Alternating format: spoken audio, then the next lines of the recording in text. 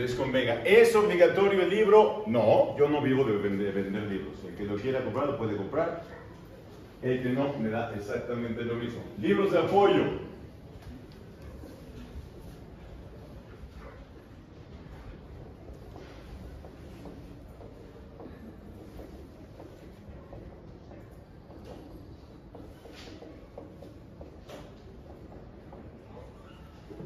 Diccionario de Derecho Romano, del mismo autor, está en Porrúa.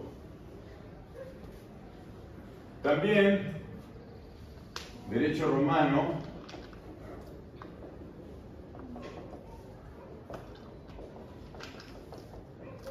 de Margadán.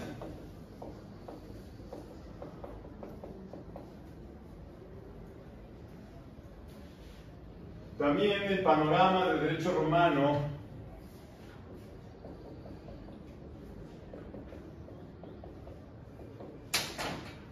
de Sara Bielostowski. También el Derecho Romano de Julian Petit.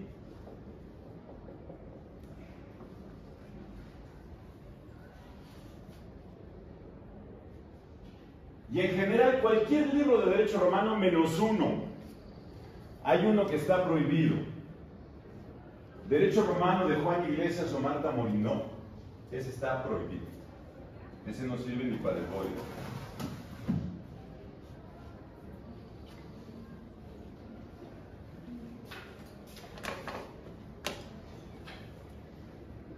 ¿Dudas hasta aquí? ¿Todo está claro? Muy bien. Para la próxima clase de tarea, van a traer una ficha bibliográfica chica. Chica. Y le ponen chica subrayada. Si se les complica saber que es chica, le preguntan al pendejo de la papelería. Oye, quiero una chica. ¿Cuál es la diferencia con la grande? Y él va a saber. Entonces, en esa ficha bibliográfica chica me van a anotar todos sus datos.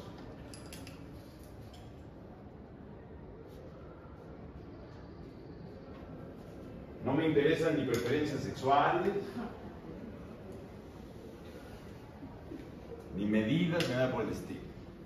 Estados generales. Odio las faltas de ortografía. Aquel que comete una falta de ortografía la va a repetir 1000 veces. Y 1000 veces falta de ortografía implica no poner acentos. Porque aquí se trabaja escribiendo. Y no puedo ser un salvaje escribiendo. Por eso llega quien llega a los puestos que llegan. Bueno. ¿Está claro ya todo esto? Muy bien.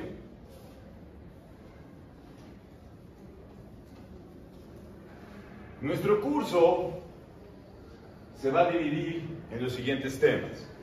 Primero vamos a hablar de la historia de Roma, que tengo clarísimo que no tienen la menor idea de la misma. Después vamos a hablar de los conceptos generales del derecho.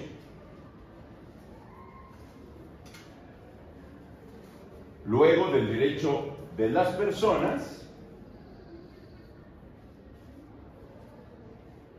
Después del derecho de familia.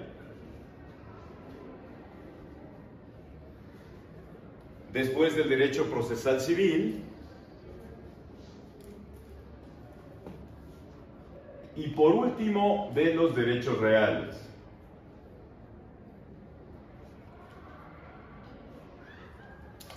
Me queda claro que todos vienen de pandemia y son bien delicados y llorones y los pasaron por simple y sencillamente prender una pinche cámara. Aquí no va a pasar, en buen plan. Entonces, más vale que tomen en cuenta realmente lo que les estoy diciendo, que sí hay que estudiar. Y si reprueba todo el grupo, a mí me vale madre, lo he hecho muchas veces. Tengo solamente 31 años de dar clases.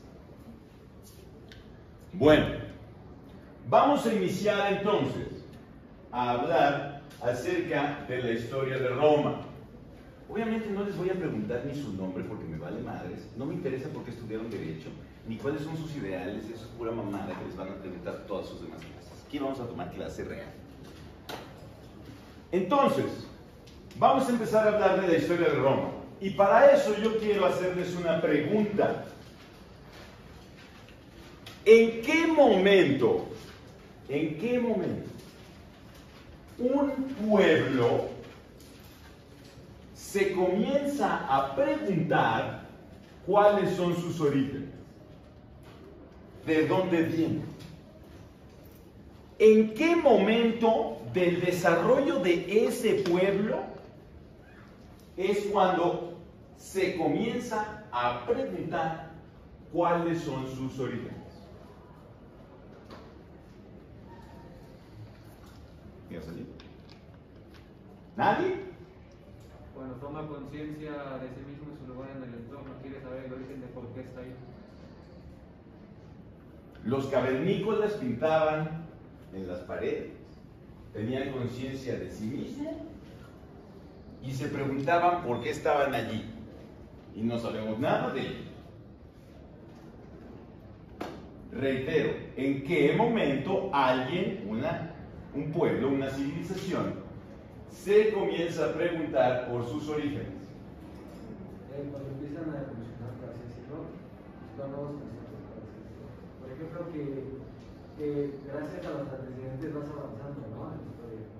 Entonces siento que eso se pregunta para no, por así decirlo, no cometer los mismos errores que... Eso solamente está haciendo un choro, porque fíjate nada más, me estás diciendo que para no cometer los mismos errores, entonces me empiezo a preguntar. Los cavernícolas decían, no mames, me chingó el león dientes de sable. Por pendejos. Porque estábamos a contraire.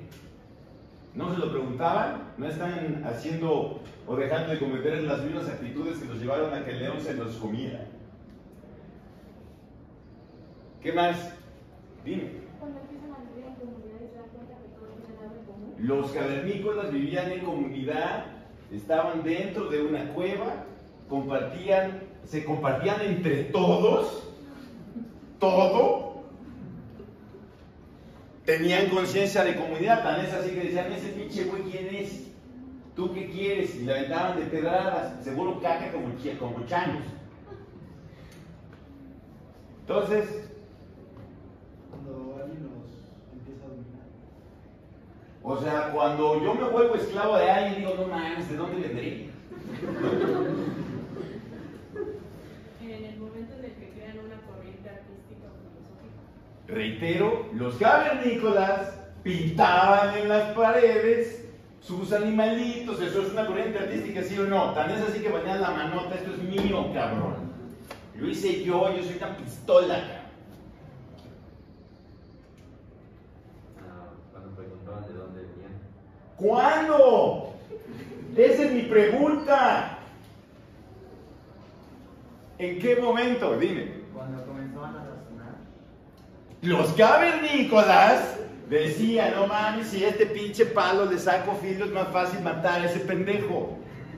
¿No es razonar? Puede ser que hayan encontrado algunos conocimientos de algunos de los griegos o de... Pero a ver, espérate, no, yo nunca pregunté ni los pinches griegos, yo dije, un pueblo.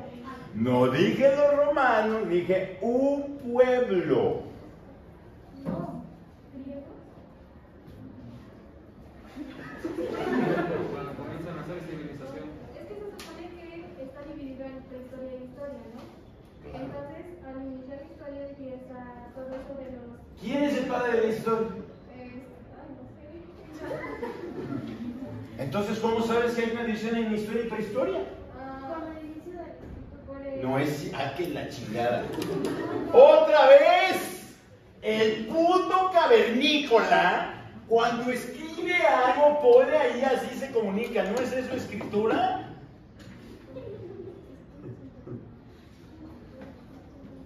¿Qué dijiste tú? Cuando comienzan a hacer civilización. O sea, a ver, ¿los persas eran civilización, sí o no? ¿Qué sabes de los persas? Gracias, nada. ¿Qué más? A partir de la experimentación de la creación. El pinche cavernícola agarraba y decía, no mames, si le meto la mano a la fogata me quemo. No, eso es un método experimental. Cuando encontraron algunos restos de otra civilización, Yo voy, soy un pinche cavernícola buscando mamuts y de repente me encuentro otra cueva y dice, no mames, aquí habían otros cavernícolas. Entonces, A partir del uso de la razón. el pinche cavernícola usaba la razón. De plano, dime. Ni así, ni así. Eva, las primeras mujeres agricultoras, porque las primeras que sembraron fueron las mujeres. Las mujeres agricultoras ya eran sedentarias, dejaron de ser cavernícolas. Ellas ya. Entonces, Cuando tuvieron alguna religión. no, los cavernícolas hacían sus pinches entierros rituales. Ellos creían en el pinche Dios que les aventaba el rayo y decían, no mames, nos da fuego ese cabrón, nos quiere un chingo. Entonces, cuando llevaban suficiente tiempo en un lugar como para preguntarse por sus antepasados. cuando llevan suficientemente tiempo en un lugar, Pues, o sea, cuando eran sedentarios y llevaban como, ya tenían su pueblo establecido. a ver, desarrolla. Cuando llevaban mucho tiempo establecido en un lugar y ya habían estado los abuelos y los abuelos. Pero ¿qué más había en ese lugar? Para que yo pueda estar en un lugar que necesito. A ver. Tierras, No. comida, estructuras. A ver, para que los seres humanos puedan estar en algún lugar mucho tiempo, no necesitan tener casa, comida y agua y vestido. Condiciones climáticas. O sea, no. Yo lo que necesito es un grado de civilización suficiente para haber cubierto mis necesidades más básicas. Es decir, ya no me tengo que preocupar qué voy a comer, ya no me tengo que preocupar dónde voy a dormir, ya no tengo que preocuparme si otros güeyes van a venir y me van a matar al rato, ya no me tengo que preocupar si hay un incendio. O sea, ya tengo una civilización suficientemente desarrollada para entonces sí decir, ah, no mames, ¿de dónde vendré? ¿No es lógico eso? Porque mientras yo me tengo que ocupar de qué comer, de qué vestir o dónde vivir, ¿de qué me ocupo? Pues de eso. Tengo que buscar comida, tengo que buscar dónde vivir, tengo que buscar que los otros no me maten, tengo que pelear contra los elementos, tengo que pelear contra las fieras, etc. Cuando yo ya tengo ese grado de civilización tan avanzado que todas las necesidades del ser humano, de ese grupo de seres humanos, están cubiertas, en ese momento me puedo poner a filosofar o a buscar mis orígenes o a crear arte. Necesito un grado de civilización muy desarrollado para eso. Por eso ibas a el camino, pero te despiertas. Ahora bien, cuando los romanos alcanzaron el grado de civilización necesario para preguntarse de dónde venían, ya habían pasado más de 8 siglos que los romanos se habían establecido en el mundo. Y voy a hacer una pregunta que cualquier mexicano me va a poder contestar. ¿Qué pasa cuando a mí me preguntan algo y yo no lo sé? Exacto, como acabamos de presenciar. El ser humano normalmente cuando no sabe algo, lo inventa. Lo inventa.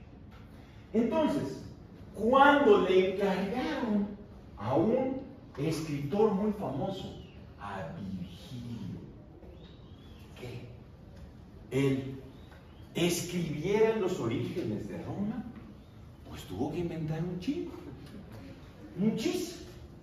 Y el libro que narra el origen de Roma se llama La Eneida. Pero los orígenes de Roma, de acuerdo a Virgilio, se remontan a otro episodio de la literatura universal y de la historia, a la guerra de Troya. ¿Quién ha oído de la guerra de Troya? A ver, platícame de la guerra de Troya. Yo creo que había un caballo, ¿no? Bueno, ¿Es de lo único que te acuerdas? Buenísimo, no sabes ni más. ¿Hay más? Dime. París, el príncipe de Troya, el menor, roba, bueno... Tú dale lo que te acuerdes. Se enamora de la mujer que en ese momento se consideraba más hermosa. No recuerdo bien el nombre de ella, ¿Sí? pero esta ya era esposa del rey griego, que en ese momento estaba conquistando y tenía un gran poderío militar en la zona. Entonces consiste... Ay, cabrón. No sé de dónde sacaste todo eso, pero bueno. ¿Qué más? Consiste en que pues rapta a la mujer, ¿verdad? Y se la lleva a Troya. Entonces la guerra se da porque el rey griego quiere recuperar a su mujer. ¿La rapta o la secuestra? No sé. ¿Cuál es la diferencia entre rapto y secuestro? Porque eso es español básico. A ver, la diferencia entre... Dime, ¿me ibas a decir eso? ¿Me ibas a contar de Troya? Ya, luego voy a lo demás. Dime. Bueno, lo que yo recuerdo era de que no la secuestra, sino que hay un conflicto entre diosas por el renombre de la, creo que de la más bella. Entonces, Afrodita le ofrece que se puede casar con la mujer más bella y él acepta, dándole a ella el renombre, creo. Y es cuando Helena, creo que es la princesa, se ve a París y hay un conflicto en toda Grecia porque no sé si era el rey de Esparta el que la había desposado y habían hecho un pacto para ir a su rescate. ¿Alguien más? Tenían problemas y París era el hijo del rey troyano y Afrodita le ofrece a Helena y él acepta y Helena como que se le acusa y se va con él, no necesariamente él se la lleva a la fuerza, ella se va con él. Entonces los griegos les declaran la guerra y se pelean, tienen su guerra de 10 y tantos años. Ok. A ver, una pregunta. ¿Por qué sabes eso? Porque No me importa. porque me gusta la historia. No he leído la Ilíada, pero he escuchado podcasts. Sí. Ok, ¿tú por qué sabes esto? Cuando entré a prepa fue que leí la Ilíada. ¿Crees? Sí. Es que Huevos. hay varios libros. No me hace cuánto que estudiaste en la prepa. Hace 3 años. Ok. ¿Me vas a decir esto? Okay. A ver, nadie ha leído la Ilíada, por lo que veo, ni en la prepa. Está bien ahora, fíjense. Yo normalmente les decía que lean, les digo que lean, porque pues, al final es la única, la fuente adecuada para obtener conocimiento, es la fuente directa. Ahora ustedes oyen podcast. El problema del podcast es que muchas veces tiene datos inexactos o que son falsos. Por eso uno siempre debe de acudir a la fuente para ver si eso es cierto. A ver, les voy a contar. Miren. Vamos a iniciar muchísimos siglos atrás en la ciudad de Troya. En Troya, el rey se llamaba Príamo. Y Príamo tenía dos hijos, el príncipe Héctor y la princesa Casandra.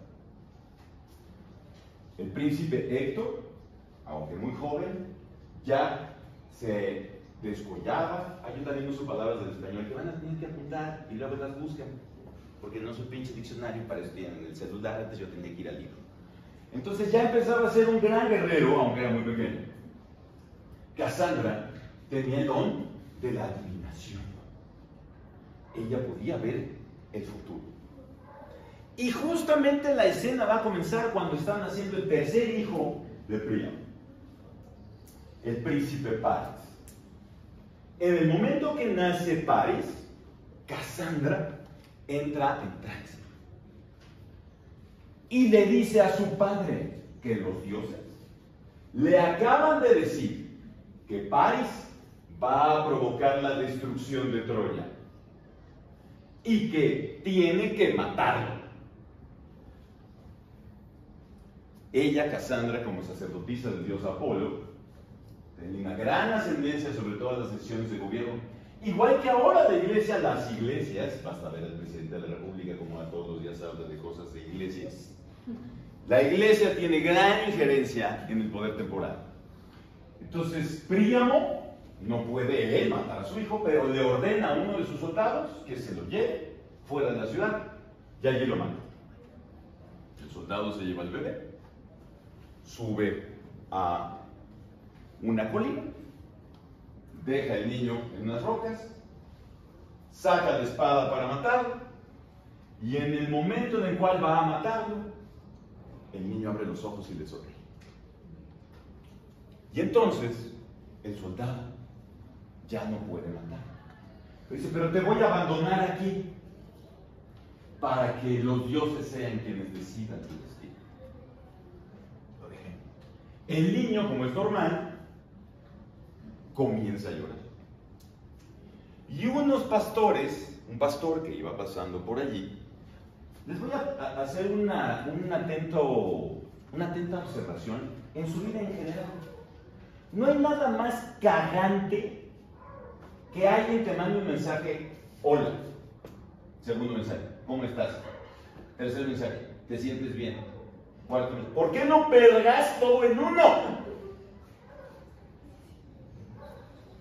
Bueno, porque me acaba de pasar. Entonces, una vez más, el pastor llega, encuentra al niño, y dice, no mames, mi vieja siempre ha querido un hijo y nosotros que no podemos. Pinches dioses chingones, voy con el niño, mira vieja lo que me encontré. Dice, a huevo, ya tenemos hijo, y lo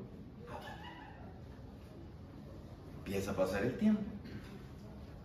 Paris crece como un pastor. Vienen las fiestas de Troya.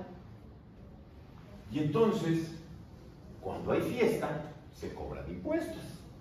Y los impuestos, a diferencia de ahora que son en dinero, pues se cobraban en especie. Y llegaban los soldados y se llevaban todo.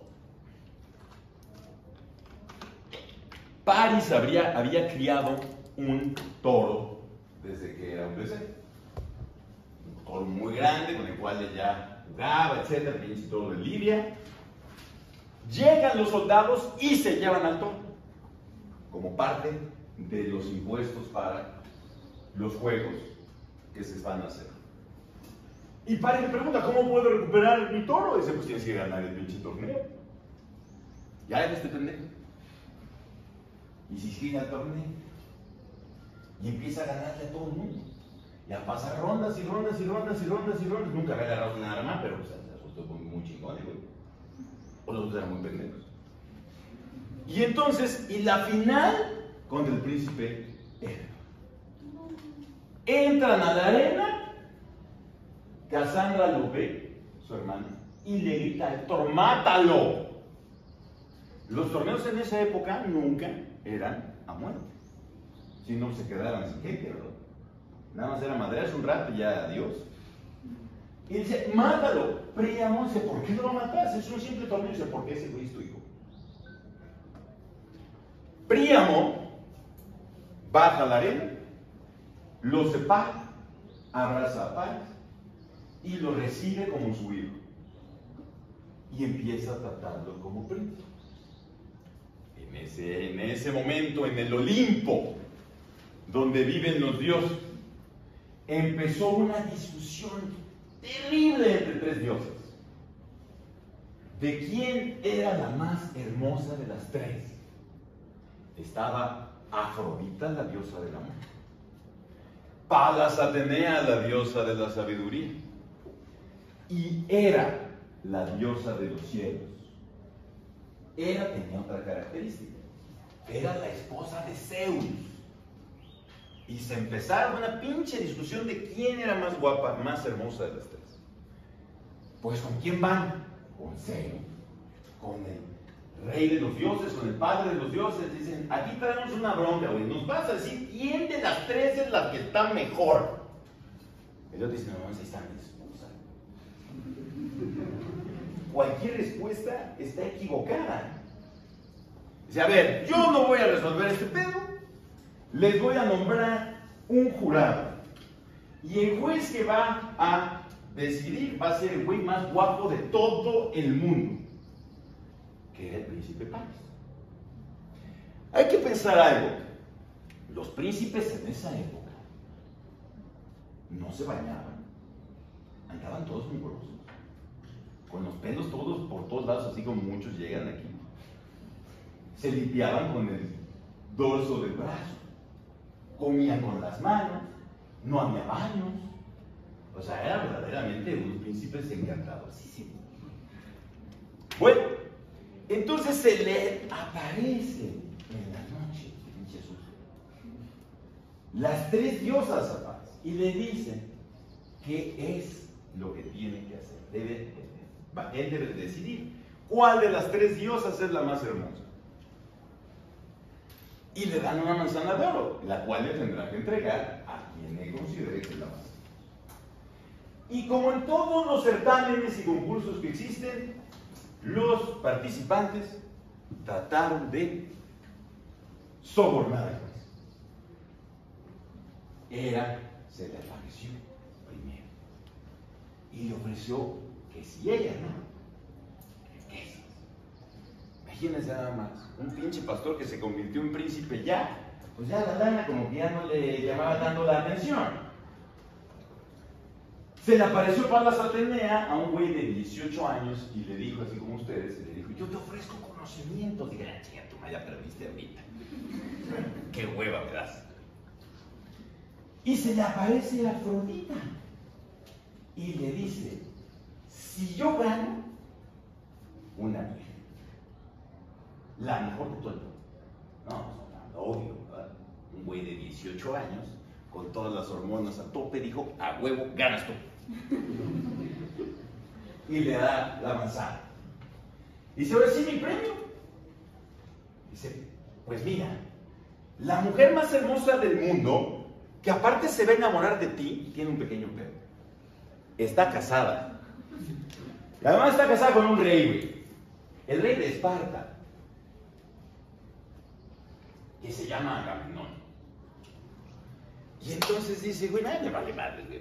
¿Por qué? Ese pinche pendejo que chinga a su madre como cualquier pendejo haría. Va a Esparta, conoce a Helena, Helena se enamora de él y los dos escapan.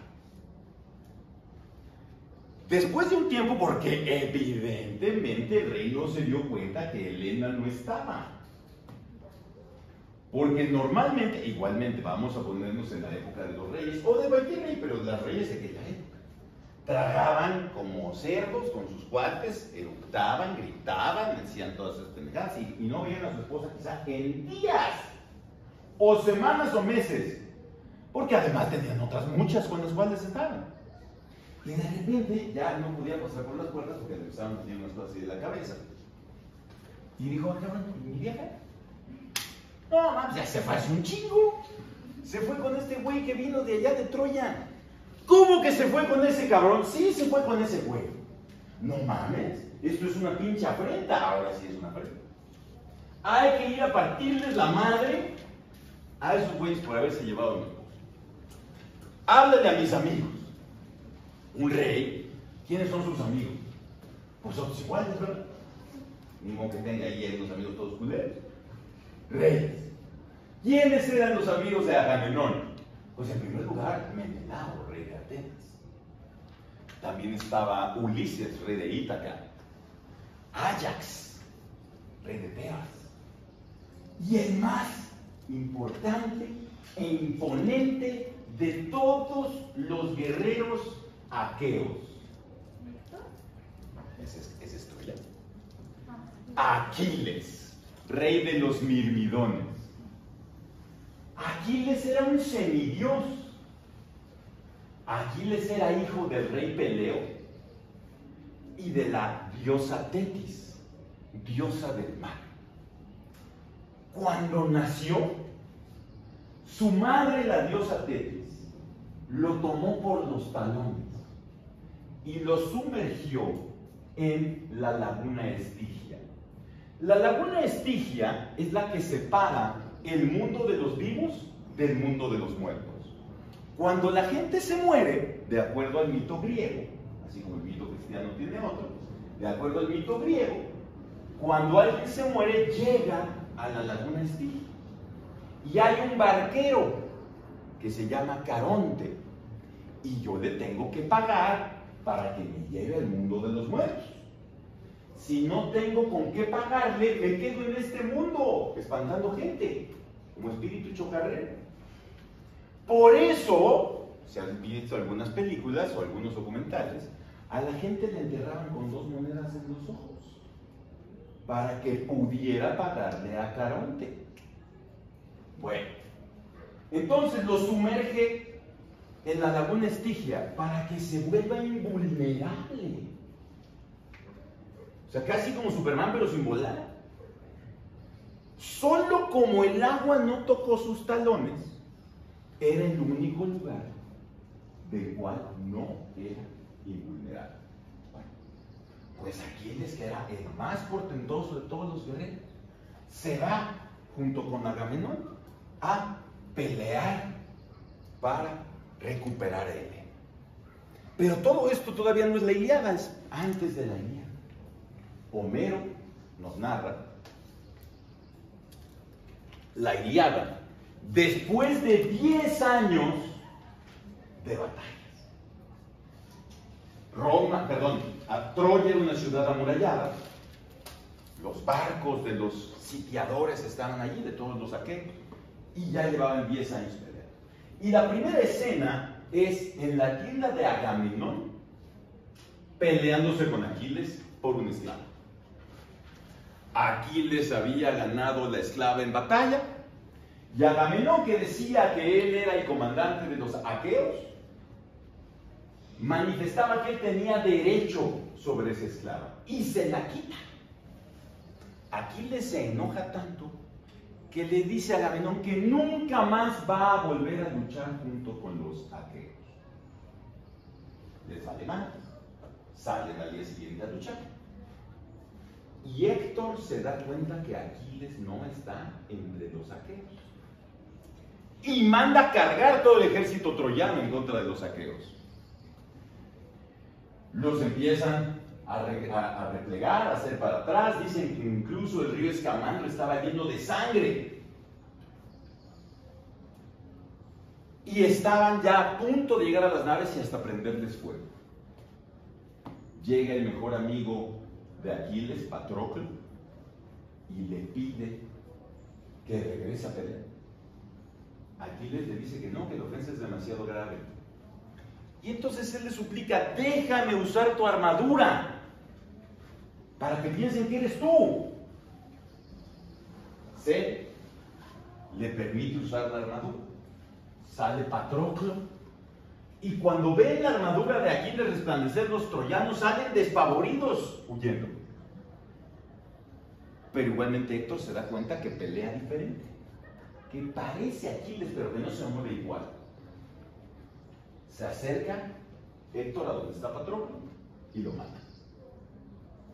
Le llevan el cadáver de Patroclo a Aquiles. Aquiles enfurece, sale hasta la muralla de Troya y reta a Héctor a combate singular, 1 contra 1. Héctor tiene que aceptar, porque si no sería una deshonra. Va y se despide de su esposa, va y se despide de su padre, porque sabe que Aquiles lo va a matar. Sale, y ya estando frente a Aquiles, le da miedo y empieza a correr alrededor de la ciudad. Y Aquiles a perseguir. Dan 7 vueltas hasta que lo alcanza y lo mata. Se lo lleva arrastrando. Y en la noche llega el rey de Troya, Príamo, con lágrimas en los ojos, a pedirle a Aquiles que le regrese el cadáver de su hijo. Aquiles accede y se hacen los funerales del príncipe Héctor. Allí acaba la Ilíada. Eso es lo último de la Ilíada.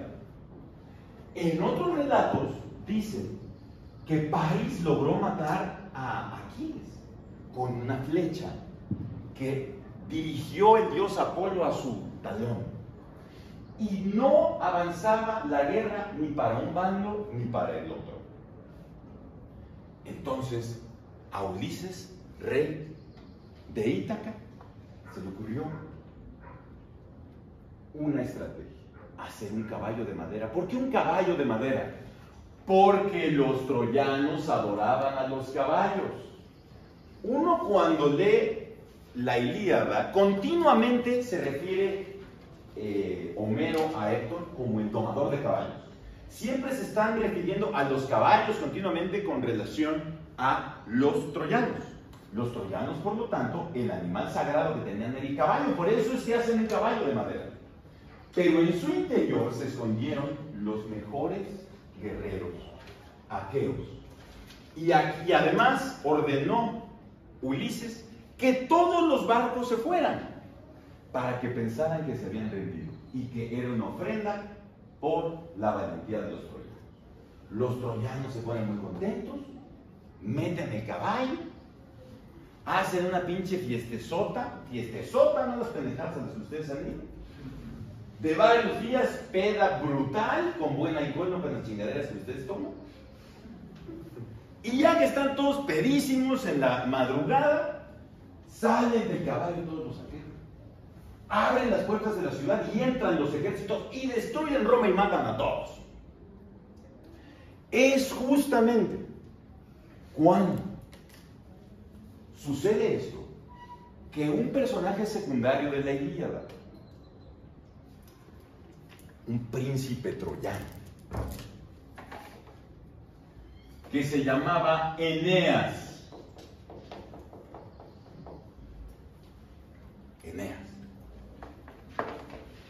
Eneas, primo de Paris, logra escapar de la ciudad. Y los dioses le encargan que funde una nueva Troya en algún otro lugar. Y él empieza a vagar por todo el Mediterráneo, buscando dónde fundar su ciudad. Llega a una isla, conoce a la ninfa Dido, se queda un tiempo con ella, se da cuenta que ella se enamora de él, pero no va a poder fundar la ciudad. Se va y llega a Italia. Y en Italia funda Eneas la ciudad de Alba Longa.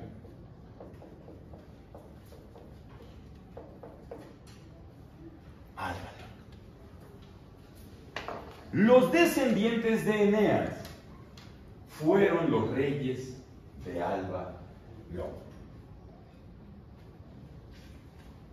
Uno de estos descendientes de los reyes de Alba Longa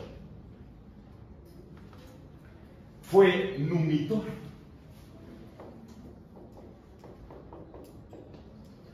Numitor tenía un hermano,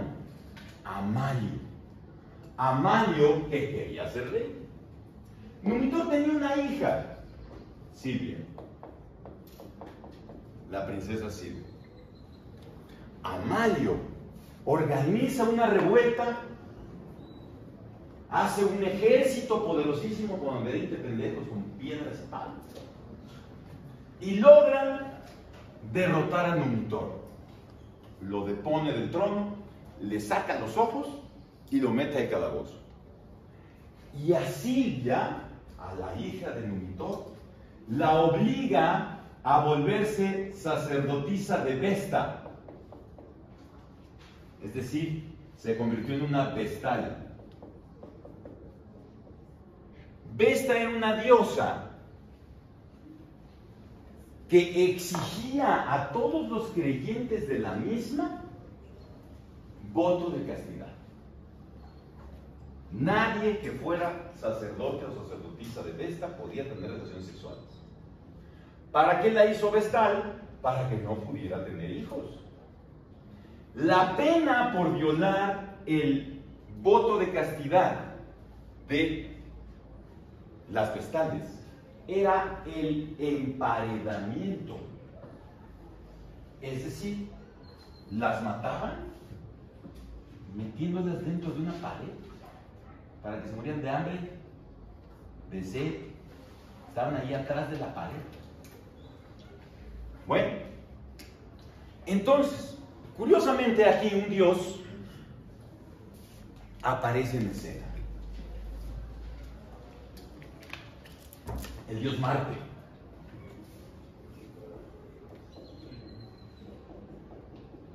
Dios de la guerra. Un día Silvia, siendo vestal, estaba en el campo. Y pues Marte estaba haciendo lo que cualquier pinche dios allí en el Olimpo echando la hueva, ¿verdad? Y dijo, mira nada más esa chamaca, parece que está muy bonita, vamos a saludarla. Y se le apareció. Y 9 meses después tuvo hijos. Con un saludo muy afectuoso.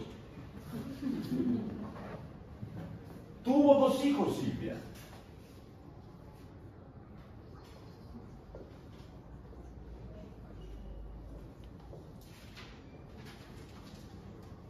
Rómulo y Remo. Rómulo y Remo, cuando se entera Amalio, su tío, que nacieron, se los quita a Silvia, los toma en una canasta y los arroja al río Tíber para que ahí se ahoguen.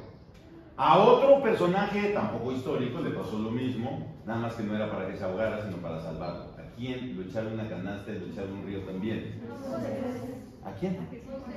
A Moisés. A Moisés para que lo rescatara la hija del faraón. Bueno, pues Rómulo y Remo a estos sí los echaron una canasta para que se murieran.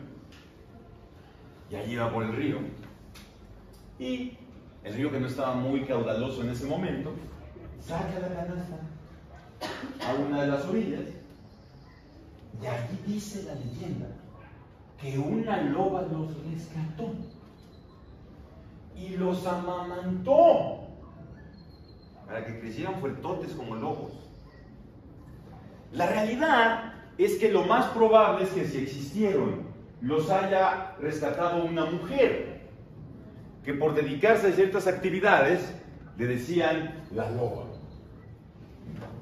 Bueno, pues Rómulo y Remo crecieron y acudieron con su tío Amalio, porque tenían una disputa de unos terrenos con unos vecinos. Y dice la historia de Virgilio que Amalio lo reconoció. No seas mamón. O sea, los vio de bebés y de grandes, no, yo te conozco. Yo nunca me acuerdo de la gente, pues, o sea, de un bebé. Pero bueno, eso dice, lo reconoció. Y los metió a la cárcel. En la celda donde estaba su abuelo Numitor. Allí conocen cuál es su origen. Y se escapan de la cárcel. Y organizan también un ejército, ahora de 30 pendejos con palos y piedras. Y deponen a su abuelo Amalio. Y le regresan a su abuelo Numitor el trono. Se les aparece su padre Marte y les dice que ustedes tienen que fundar una ciudad. Y empiezan a buscar en dónde. Hasta que deciden establecerse en un monte, el monte Quirinal.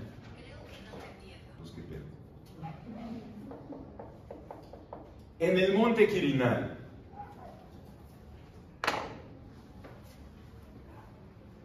Allí fundan, en abril del año 753 a.C., la ciudad de Roma. Y esa es la primera fecha importante que vamos a tener.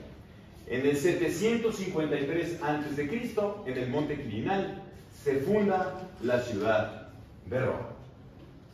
Pues bien, ya con la ciudad fundada, Rómulo y Remo tenían sus adeptos, aquellos que los apoyaban, porque el primer problema fue, ¿quién va a ser rey?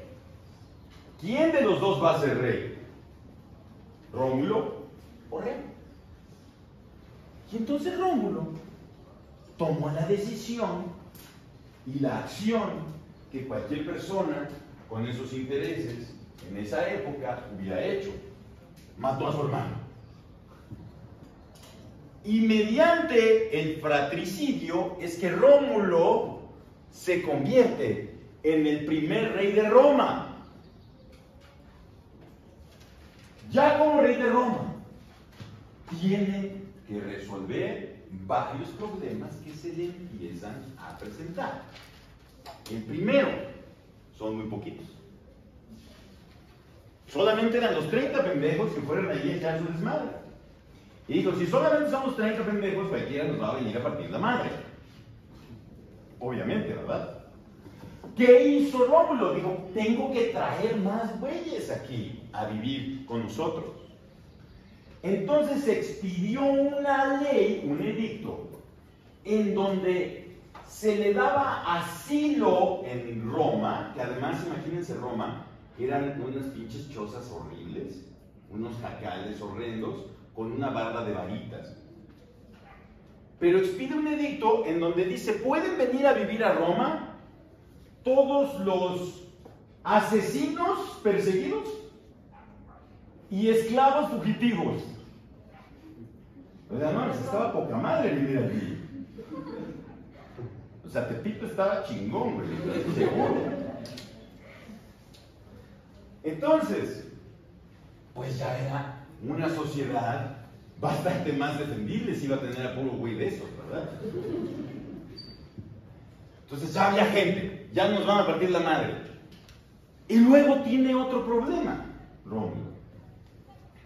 Rómulo se da cuenta que sus súbditos empiezan a pelear entre ellos, obviamente, si son homicidas y esclavos fugitivos.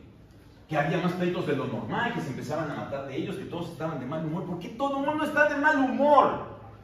No mames, no hay mujeres. ¡Ni una! ¿Qué hacemos para que haya mujeres? Un rey de esa naturaleza hizo lo que cualquier otro rey de esa naturaleza podía pensar: ir y robarse a los vecinos. Dijo, no mames, los pinches sabinos tienen un chingo de viejas, les sobran, vamos a robárselas. Y fueron los romanos y raptaron a las sabinas. Y ahora sí, lo que decías hace rato, la diferencia entre rapto y secuestro, ¿cuál es? El fin sexual. A ver, ¿cuál es cuál? El rapto tiene fin sexual. Muy bien.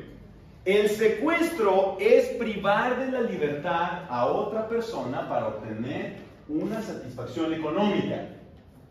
Voy a repetir. En cambio, el rapto es privar de la libertad a otra persona para obtener una satisfacción erótico-sexual o para casarse. Eso es la diferencia con el rapto. Y hay que usar bien los términos. Por lo tanto, yo me acuerdo cuando yo estaba estudiando en la facultad hace un chingo de años, que habían secuestrado a un empresario muy importante, al señor Sekiguchi, lo secuestraron. Y el decidor de las noticias de moda de aquella época, que era Jacobo Zabludovsky, salió al aire en Canal 2, que era donde uno se enteraba de todo, a las 9 de la noche, a decir: al señor Sekiguchi lo raptaron 9 hombres. Yo empaticé con el señor Sequibú. Dije, pobre cabrón. ¿Cómo lo van a regresar a caminar? Pero afortunadamente, solo fue secuestro y pagaron y regresaron. Por eso es importante saber estas diferencias y usarlas adecuadamente. Pues bien, los sabinos se super encabronaron porque raptaron a las mujeres y fueron todos a partirles la madre a los romanos. Eran muchísimo más que los romanos. Y entonces, dice la leyenda, que ya estando frente a las puertas de Roma, se abrieron las puertas de Varitas y salieron corriendo todas las sabinas y dijeron, no mames, aquí no está tan poca madre, aquí sí no nos pelan, ustedes pinches culeros, güey, nos vamos a quedar con ellos. O sea que los romanos ya habían convencido a las sabinas de que estaban muy contentas. Rómulo también tuvo que crear la propiedad privada. Entre tanto Gandul que vivía con él, todos se robaban entre ellos. Entonces tuvo que crear la propiedad privada. Y posteriormente, debido al homicidio o a muertes naturales, muerte por causa natural, Rómulo fallece.